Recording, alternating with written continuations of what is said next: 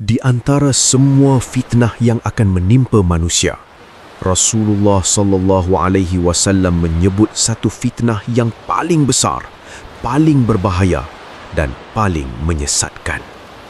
Fitnah itu bukan sekadar peperangan, bukan sekadar kemiskinan, tetapi fitnah yang menguji iman, akal dan keyakinan manusia kepada Tuhan mereka.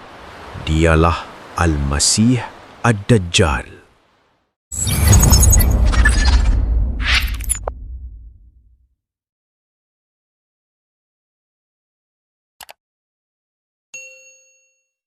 Kisah ini bermula dengan seorang sahabat Nabi SAW bernama Tamim Ad-Dari radhiyallahu anhu. Beliau berlayar bersama beberapa orang lelaki dari kabilah Arab sebelum kapal mereka dilanda ribut selama hampir sebulan.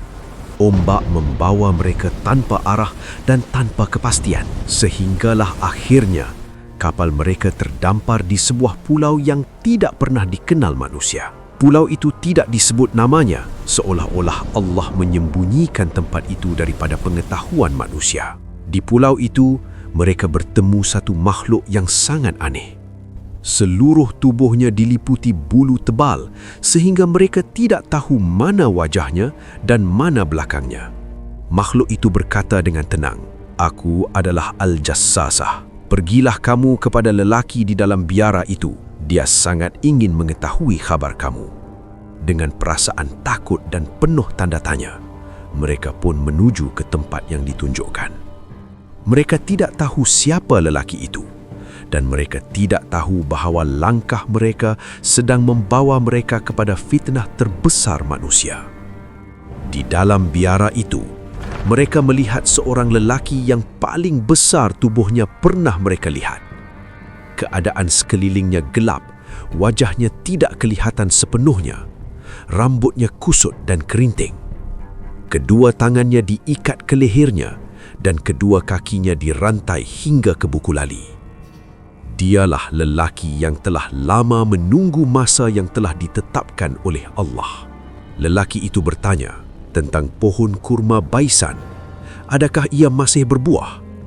Dia bertanya tentang danau Tiberias. Adakah airnya masih banyak?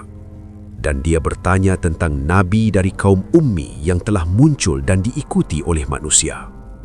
Apabila mereka menjawab, dia berkata, "Sesungguhnya dia adalah sebaik-baik nabi dan lebih baik bagi mereka jika mereka mentaatinya."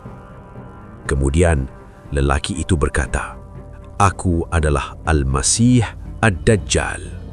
Aku akan menjelajah seluruh bumi dalam 40 hari, kecuali Mekah dan Madinah, kerana kedua-duanya diharamkan atasku."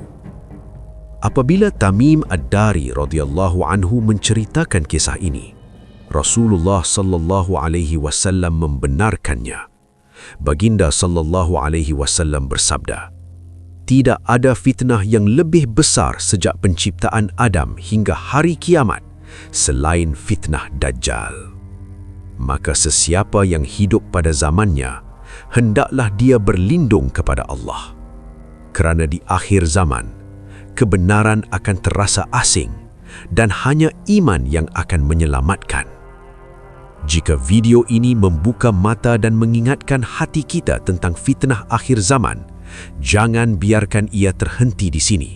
Sebarkan agar lebih ramai sedar sebelum fitnah itu muncul di hadapan mata. Tekan butang subscribe Medan Dakwah kerana di sinilah kita belajar memahami akhir zaman berpandukan Al-Quran dan hadis sahih, bukan cerita sensasi. Semoga Allah melindungi kita daripada fitnah Dajjal dan menetapkan kita di atas jalan kebenaran.